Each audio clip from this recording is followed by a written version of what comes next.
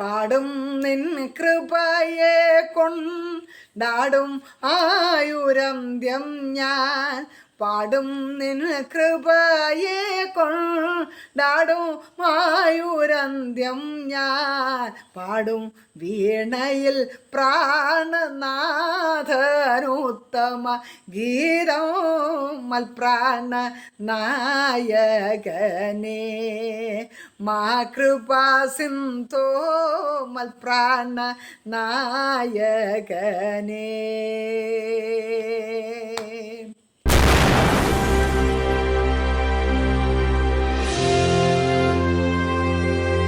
പ്രിയരെ, കത്തുന്ന നരകം എന്ന തലക്കെട്ടോടുകൂടി നാം പഠന വിഷയമാക്കിയ 1-ാം എപ്പിസോഡിൻ്റെ തുടർച്ചയാണ് ഇനി കേൾക്കാൻ പോകുന്നത്. ദൈവക്രോധവും കോപവും പ്രകടിപ്പിക്കുന്ന സ്ഥലമാണ് നരകം. Everlasting fire, everlasting hell. ദയാഹർജിയില്ലാത്ത നിത്യദണ്ഡനമാണിത്. നമുക്ക് പരിചയമുള്ള ഒരു കാര്യം ഞാനിന്ന് ഓർപ്പിച്ചോട്ടെ. ജാഗ്രതയോടെ ആയിരിക്കാനും രക്ഷപ്പെടുവാനുമുള്ള ട്രാഫിക് സിഗ്നൽ നമുക്കറിയാം, അല്ലേ? ഇസറ്റ് എന്നോ എസ് എന്നോ സി എന്നോ പല വിധത്തിലുള്ള കർവ് ഡിസൈനോടുകൂടെ ട്രാഫിക് സൈൻ ബോർഡുകളിൽ രാത്രി പോലും കാണത്തക്കവണ്ണം റിഫ്ലക്റ്റഡ് സ്റ്റിക്കർ പതിച്ചിരിക്കുന്നത് നമ്മൾ കണ്ടിട്ടുണ്ടല്ലോ. ഇതേ രക്ഷപ്പെടുവാനുള്ള മുൻകരുതലും സ്നേഹവുമാണെന്ന് ആർക്കാണ് അറിയാത്തത്? വരുവാനുള്ള ഭയങ്കരമായ ആപത്തിൽ നിന്നും മരണകരമായ അപകടത്തിൽ നിന്ന് രക്ഷപ്പെടുവാനുള്ള ഒരു മുന്നറിയിപ്പല്ലേ ഈ സൈൻ ബോർഡുകൾ? അതെ, അത് സത്യമാണ്. ഇതുപോലെ സത്യവേദ ഗ്രന്ഥത്തിൽ 234 പ്രാവശ്യം നരകത്തെക്കുറിച്ച് മുന്നറിയിപ്പുകൾ ഉണ്ട്. സാത്താൻ എന്ന് 17 പ്രാവശ്യവും ഡബിൾ എന്ന് 33 പ്രാവശ്യവും ബൈബിളിൽ കാണുവാൻ കഴിയുന്നു. അതെ, നരകം ഒരു യാഥാർത്ഥ്യം. മറ്റു മതഗ്രന്ഥങ്ങളിലേക്കല്ല, വിശുദ്ധ ബൈബിൾ എന്ന വേദപുസ്തകം നൽകുന്ന ചില തെളിവുകളിലേക്ക് നമ്മുടെ ശ്രദ്ധയെ തിരികാം. നരകം ഒരു യാഥാർത്ഥ്യം. യെശയ്യാ പ്രവചനം 30-ാം അധ്യായം 33-ാം വാക്യത്തിൽ പണ്ട് തന്നെ ഒരു ദഹനസ്ഥലം ഒരുക്കിയിട്ടുണ്ടല്ലോ, അത് രാജാവിനായിട്ടും ഒരുക്കിയിരിക്കുന്നു. അവൻ അതിനെ ആഴവും വിശാലവുമാക്കിയിരിക്കുന്നു. അതിൻ്റെ ചിതയിൽ വളരെ തീയും വിറകുമുണ്ട്. യഹോവയുടെ ശ്വാസം ഒരു ഗന്ധകത്തീ പോലെ അതിനെ കത്തിക്കും. ഏത് അധർമ്മവും പാപം തന്നെ. പാപത്തിൻ്റെ ശമ്പളം മരണമത്രേ. നീചവും കൊടും ക്രൂരതയും അശുദ്ധിയും അക്രമത്തിലും കള്ളത്തരത്തിലും ജീവിതം കഴിക്കുന്ന, ചതിയും വഞ്ചനയും വ്യഭിചാരവും കുലപാതകവും പിടിച്ചുപറിയും കൊള്ളയും തട്ടിപ്പും വെട്ടിപ്പും മോഷണവും ജീവിതഭാഗമായി ജീവിതം നയിക്കുന്ന ഏതൊരുവനും ഉള്ള ഓഹരിയാണ് ഇവിടെ വായിച്ച് കേൾപ്പിച്ച വചനങ്ങൾ. അശുദ്ധിയിൽ ജീവിതം നയിക്കുന്ന, മാനസാന്തരപ്പെട്ട് മടങ്ങി വരാത്ത ഏതൊരു സാധാരണക്കാരനും ബലവാനും ധനവാനും പ്രഭുവിനും പട്ടണ മേധാവിയായിരുന്നാലും എത്ര ഉന്നത സ്ഥാനം വഹിക്കുന്നവരായാലും ഏത് ബലവാനായാലും ധനവാനായാലും ഭരണാധിപനോ ഭരണാധിപന്മാരോ ആയാലും രാജ്യത്തിലെ പരമോന്നത നേതാവായാലും രാജാവായാലും ദൈവത്തിൻ്റെ ന്യായ കോടതിയുടെ മുമ്പാകെ യേശുക്രിസ്തു എന്ന മഹാജഡ്ജിയായിരിക്കുന്ന സുപ്രീം കോടതിയുടെ മുമ്പാകെ, അഥവാ വെള്ള സിംഹാസനം എന്ന ഫൈനൽ ജഡ്ജ്മെൻ്റ് മുമ്പാകെ വിധിക്കപ്പെടും. ദൈവരാജ്യത്തിൻ്റെ സെൻട്രൽ ജയിലായിരിക്കുന്ന അഗ്നി നരകത്തിലേക്ക് എന്നേക്കുമായി തള്ളപ്പെടും. ഇയ്യോബിന്റെ പുസ്തകം 26 അധ്യായം 5-6 വാക്യങ്ങൾ ഇപ്രകാരം വായിക്കുന്നു. പ്രേതങ്ങൾ നൊന്തു നടുങ്ങുന്നു, പാതാളം അവന്റെ മുമ്പാകെ തുറന്നു കിടക്കുന്നു. ഇവിടെ പാപത്തിൽ മരിച്ചവരുടെ ആത്മാക്കളെയാണ് പ്രേതങ്ങൾ അല്ലെങ്കിൽ പ്രേതാത്മാക്കൾ എന്ന് രേഖപ്പെടുത്തിയിരിക്കുന്നത്. അതായത് പരേതാത്മാക്കൾ. വീണ്ടും അവിടെ കാണുന്നു, നരകം മറയില്ലാതെ ഇരിക്കുന്നു. സദൃശവാക്യം 27 അധ്യായം 20 വാക്യം, പാതാളത്തിനും നരകത്തിനും ഒരിക്കലും തൃപ്തി വരുന്നില്ല. ഗ്രഹിപ്പാൻ ഒരുപക്ഷെ പ്രയാസമായേക്കാം, എങ്കിലും സത്യവചനം നമ്മൾ കേൾക്കാതിരിക്കരുത്. യെശയ്യാപ്രവചനം 14 അധ്യായം 9 മുതലുള്ള വാക്യങ്ങൾ വായിക്കുമ്പോൾ പ്രേതാത്മാക്കൾക്കായി പാതാളം അഥവാ അഗ്നി നരകം ഇളകി മറിയുന്നുവെന്നാണ് ഇവിടെ രേഖപ്പെടുത്തിയിരിക്കുന്നത്. കരച്ചിലും പല്ലുകടിയും ചെയ്തു കൂട്ടിയ പാപങ്ങളെ ഓർത്തുള്ള പശ്ചാത്താപവും പല്ലുകടിയും ഉണ്ടാകും. സെൻട്രൽ ജയിലിലെ വാസം പോലെയാണത്. നിത്യനരകമായ അഗ്നി തടാകത്തിൽ സമുദ്രത്തിലെ തിരമാലകൾ പോലെ ഉയർന്ന് വിരിഞ്ഞു പതിക്കുന്ന തീജ്വാലകൾ നിത്യദഹനമായിരിക്കും. ഇയ്യോബിന്റെ പുസ്തകം 28 അധ്യായം 5 വാക്യം, ഭൂമിയിൽ നിന്ന് ആകാരമുണ്ടാകുന്നു, അതിൻ്റെ അധോഭാഗം തീ കൊണ്ടെന്നപോലെ മറിയുന്നു. ശാസ്ത്രലോകം ഭൂമിയെയും ഭൂമിയുടെ ഉൽക്കാമ്പിനെ കുറിച്ചും കണ്ടുപിടിക്കുന്നതിന് മുമ്പ് ഭൂഗർഭ ശാസ്ത്രജ്ഞന്മാർ ഉദയം ചെയ്യുന്നതിനും 4000 വർഷങ്ങൾക്ക് മുമ്പ് വിശുദ്ധ ബൈബിളിൽ രേഖപ്പെടുത്തിയിരിക്കുന്നു, ഭൂമിയുടെ അധോഭാഗം തീ കൊണ്ടെന്നപോലെ മറിയുന്നു.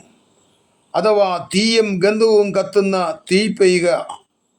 അവിടെ നിന്നുമാണ് അഗ്നിപർവ്വതം ഭൂമിയുടെ പുറംപാളിയെ പൊട്ടിച്ചുകൊണ്ട് പുറത്തേക്ക് വരുന്നത്. പുകച്ചുരുളും ഗന്ധകവും അഗ്നിലാവയും തീയും പുറത്തേക്ക് വരുന്നു. 600-800 കിലോമീറ്റർ ദൂരത്തിൽ തീയും ഭൂമി ഛർദ്ദിക്കുന്ന അഗ്നിലാവയും പുറത്തേക്ക് ഒഴുകുന്നു. ഉയരത്തിലേക്ക് ഉയർന്ന് ആകാശത്തിൽ വിരിഞ്ഞ് കാറ്റിൽ പറക്കുന്ന ചാരമഴ ആ രാജ്യങ്ങൾ എല്ലായിടത്തും ഉണ്ടാകും. അതെ, ഭൂമിയിൽ നിന്നും മനുഷ്യന് ആകാരമുണ്ടാകുന്നു. അഥവാ ഭൂമിയുടെ ഉപരിഭാഗത്ത് മനുഷ്യൻ കാർഷിക ഉൽപ്പന്നങ്ങൾ വിളയിക്കുന്നു, താമസിക്കുവാനുള്ള പാർപ്പിട സമുച്ചയങ്ങൾ പണിയുന്നു, വിവിധ ആവശ്യങ്ങളുടെ മൾട്ടി പർപ്പസിനുള്ള ബിൽഡിങ്ങുകൾ പണിയുന്നു. ഇതെല്ലാം ഭൂമിയുടെ ഉപരിഭാഗത്തുള്ളതാണ്. എന്നാൽ അതിൻ്റെ അധോഭാഗം തീ കൊണ്ടെന്നപോലെ മറിയുന്നുവെന്ന് ഭക്തനായ ഇയ്യോബ് ജ്ഞാനാത്മാവിൽ പ്രവചനാത്മാവിൽ വിളിച്ചു പറയുകയാണ്. ആ മഹാസത്യത്തിൻ്റെ ഗന്ധക തീയാണ് നിങ്ങൾ ഈ കാണുന്നത്. ബൈബിൾ പറയുന്ന ഈ യാഥാർത്ഥ്യം സ്നേഹത്തോടെ പറയുമ്പോൾ, പോയി പണി നോക്ക്, ഞങ്ങൾക്ക് നരകം മതി, ഞങ്ങൾ അവിടെ പോയിക്കൊള്ളാം എന്ന് മുഖത്ത് നോക്കി പറഞ്ഞിട്ടുള്ളവരുമുണ്ട്. ഹേ, ഞങ്ങൾക്ക് നരകം മതിയടോ, ഇവിടെ അടിച്ചു പൊളിച്ച് ജീവിക്കട്ടെ എന്ന് ശങ്ക കൂടാതെ പറയുന്ന യുവതി യുവാക്കളെയും കണ്ടിട്ടുണ്ട്. D.L. മൂഡി എന്ന ഭക്തൻ ഒരു പട്ടണത്തിൽ കുതിരപ്പുറത്ത് യാത്ര ചെയ്തുകൊണ്ടിരിക്കുമ്പോൾ മദ്യപന്മാരായ 2 യുവാക്കൾ തന്നെ തടഞ്ഞു നിർത്തിയിട്ട് ഒരു ചോദ്യം ചോദിക്കുന്നു. ഞങ്ങൾക്കൊരു വഴി പറഞ്ഞു തരാമോ? കുഞ്ഞുങ്ങളെ, ഏതാണ് നിങ്ങൾക്കറിയുള്ള വഴി? നരകത്തിലേക്കുള്ള വഴി പറഞ്ഞു തരാമോ? അദ്ദേഹം ഉടൻ തന്നെ മറുപടി പറഞ്ഞു, കുഞ്ഞുങ്ങളെ, നിങ്ങൾക്ക് ഒട്ടും തെറ്റുപറ്റിയില്ല, ഈ പോകുന്ന വഴി തന്നെയാണ് നരകത്തിലേക്കുള്ള വഴി. അല്പം കഴിഞ്ഞ് താൻ തിരികെ വരുമ്പോൾ രക്തത്തിൽ കുളിച്ചു കിടക്കുന്ന 2 ശവങ്ങളായിട്ടാണ് ഈ 2 യുവാക്കന്മാരെയും കാണുന്നത്. വാഹനം മൃഗത്തിൽ നിന്നും താഴെ ഇറങ്ങി ആ ശവത്തിൻ്റെ അടുക്കിലേക്ക് മുട്ടുകുത്തി കൈ ഉയർത്തി താൻ നിലവിളിച്ച് പറഞ്ഞത്, ഹേ മരണമേ, ഹേ നരകമേ, നീ ഇത്രത്തോളം അടുത്തായിരുന്നുവോ എന്നാണ്. യേശുക്രിസ്തു പറഞ്ഞു, നരകത്തിലേക്കുള്ള വഴി വിശാലവും അതിൽ കൂടെ പ്രവേശിക്കുന്നവർ അനേകരുമാകുന്നു. എന്നാൽ സ്വർഗത്തിലേക്കുള്ള വഴി ഇടുക്കവും പ്രയാസവും ഉള്ളതാണ്. ഏത് വേണമെന്ന് തിരഞ്ഞെടുക്കേണ്ടത് ഓരോ വ്യക്തിയുടെയും സ്വാതന്ത്ര്യമാണ്. സ്വർഗത്തിലേക്കുള്ള എല്ലാ വഴികളും സത്യവും ജീവനും വിശുദ്ധിയുടെ പാതകളാണ്. യേശുക്രിസ്തു പറഞ്ഞു, ഞാൻ തന്നെ വഴിയും സത്യവും ജീവനും. I am the way, the truth and the life. ഇത് വിശ്വസിക്കാത്ത, അംഗീകരിക്കാത്ത ശതകോടി മനുഷ്യർ ഭൂമിയിലുണ്ട്. വിശ്വസിച്ചാലും ഇല്ല എങ്കിലും സത്യം സത്യമല്ലാതാകുമോ? തിരുവചനം പറയുന്നത്, നാശത്തിലേക്കുള്ള പാത വിശാലവും അതിൽ കൂടി കടക്കുന്നവർ അനേകരുമാണ്. എന്താണ് ആ പാത? എന്താണ് ആ വഴി? മദ്യബാറുകളിലും നാടകശാലകളിലും വേശ്യാലയങ്ങളിലും ക്ഷുദ്രപ്രയോഗങ്ങൾ കൂടെയും ബിംബാരാധനയിലും സാത്താൻ മനുഷ്യൻ്റെ വിവേചന ശക്തിയെ നശിപ്പിച്ച് അവരുടെ കണ്ണ് കുരുടാക്കി നിത്യ നരകദണ്ഡനത്തെക്കുറിച്ച് ബോധമില്ലാത്തവരാക്കി അവരെ നരകപാതാളത്തിലേക്ക് നയിക്കുക. സദൃശവാക്യം 27-20 പാതാളത്തിലും നരകത്തിലും ഒരിക്കലും തൃപ്തി വരുന്നില്ല. പ്രേതങ്ങൾ നൊന്തു നടങ്ങുന്നു. പാതാളം അവന് മുമ്പാകെ തുറന്നു കിടക്കുന്നു. നരകം മറയില്ലാതെ ഇരിക്കുന്നു. അതെ, ഈ ശ്രദ്ധയേറിയ അർത്ഥവത്തായ ഈ വചനങ്ങളെ എങ്ങനെ മറന്നു കളയുവാൻ കഴിയും? ബൈബിൾ സത്യഗ്രന്ഥമാണ്. അതിലെ വചനങ്ങളൊക്കെയും സത്യമാണ്. അതെ, പ്രേതാത്മാക്കൾക്കായി പാതാളം ഇളകിമറിയുന്നു. കരച്ചിലും പല്ലുകടിയും പാപങ്ങളെ ഓർത്തുള്ള അനുതാപവും പശ്ചാത്താപവും നരകത്തിൽ തുടരുന്നതല്ലാതെ അവിടെ നിന്നും കരകയറുവാൻ സാധ്യമല്ല. പാപത്തിൻ്റെ അനന്തരഫലമായി മരണാനന്തരം ആത്മാക്കൾക്ക് കെടാത്ത തീയായ ഈ നിത്യ നരകത്തു നിന്നും പരേതാത്മാക്കൾക്ക് രക്ഷപ്പെടുവാൻ കഴിയുകയില്ല. കോടാനുകോടി യുഗങ്ങൾ തന്നെ അവിടെ കഴിച്ചു കൂട്ടേണ്ടി വന്നാലും പുറത്തു വരുവാൻ സാധ്യമല്ല എന്ന് ബൈബിൾ പറയുന്നു.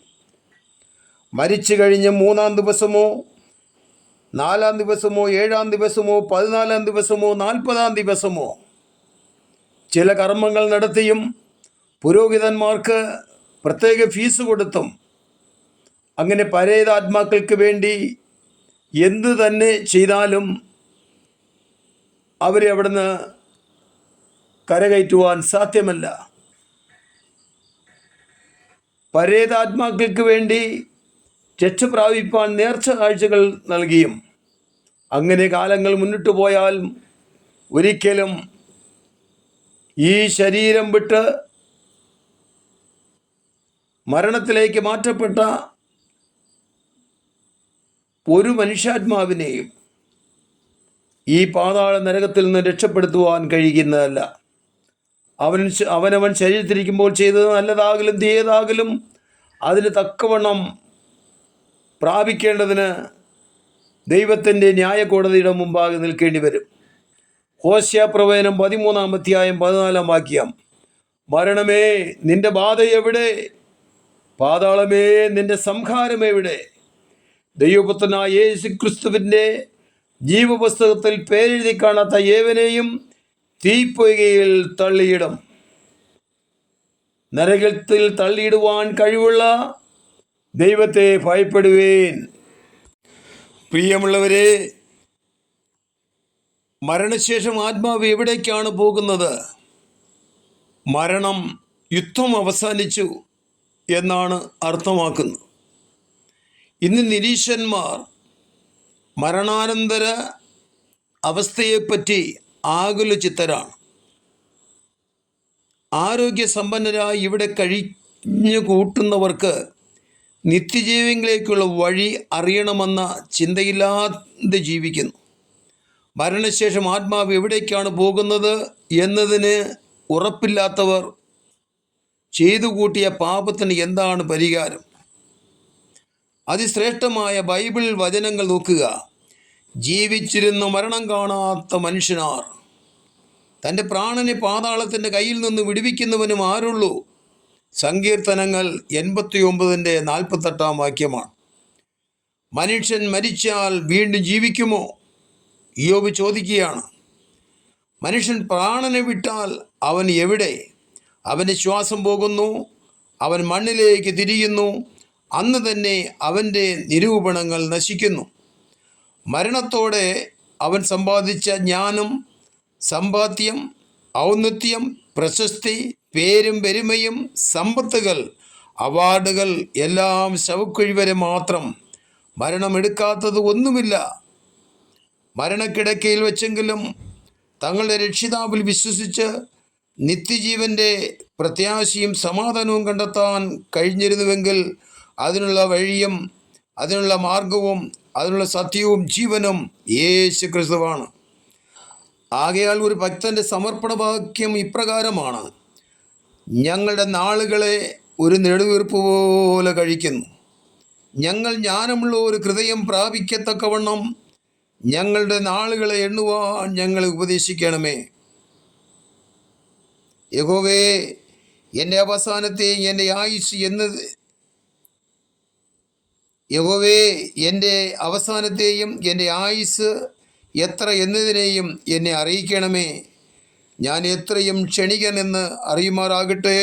സങ്കീർത്തനം 39:4 വാക്യമാണത്. പരേതാത്മാവിൻ്റെ രക്ഷയ്ക്കായി മരിച്ച 40-ാം നാൾ കെടാവിളക്ക് കത്തിച്ചു വയ്ക്കുകയും മരണാനന്തരം അസ്ഥിയും വസ്ത്രത്തെയും തിരുശേഷിപ്പുകൾ പൊക്കിയെടുത്ത് വിശുദ്ധരായി പ്രഖ്യാപിക്കുന്നതും വചനവിരുദ്ധമാണ്. പരേതിനു വേണ്ടി എന്തെല്ലാം ചെയ്താലും വ്യർത്ഥമത്രേ. ജീവനോടിരിക്കുന്നവർ തെറ്റ് ചെയ്താൽ ശിക്ഷാവിധിക്കുള്ള പരമാധികാര കോടതിയാണ് സുപ്രീം കോടതി. കുറ്റകൃത്യങ്ങളുടെ കാഠിന്യത്തിനൊത്ത ശിക്ഷാവിധിയുണ്ടാകും. മരണശിക്ഷയ്ക്കുള്ള വിധിയിന്മേൽ അൽപ്പീൽ നൽകുവാൻ ഒരു കോടതിയുമില്ല. എന്നാൽ രാജ്യത്തിൻ്റെ പ്രസിഡന്റിന് കുറ്റവാളികൾക്ക് മാപ്പ് കൊടുക്കുവാൻ അധികാരമുണ്ട്. മരണശിക്ഷയ്ക്ക് വിധിക്കപ്പെട്ടവൻ മരണനാളും സമയവും പ്രതീക്ഷിച്ച് ജയിലിൽ കിടക്കുകയാണ്. പ്രസിഡന്റ് ക്ഷമാപണക്കത്ത് കുറ്റവാളിയെ വായിച്ച് കേൾപ്പിച്ചിട്ടും അത് സ്വീകരിക്കുവാൻ മനസ്സില്ലാത്തവന് തൂക്കുമരമല്ലാതെ മറ്റൊന്നും ശേഷിക്കുന്നില്ല. ഏവരുടെയും പാപങ്ങൾക്ക്, കുറ്റകൃത്യങ്ങൾക്ക് പ്രായശ്ചിത്തമായി കാൽവരി ക്രൂശിൽ യേശു ക്രിസ്തു മരിച്ചു. എന്നാൽ പാപങ്ങൾക്ക് പരിഹാരം വരുത്തി 3-ാം നാൾ പുനരുത്ഥാനം ചെയ്ത് 40-ാം നാൾ സ്വർഗത്തിലേക്ക് ആരോഹണം ചെയ്ത് എന്നേക്കും ലോകരക്ഷകനായി ഏക മധ്യസ്ഥനായി കർത്താവായ യേശു സ്വർഗത്തിലുണ്ട്.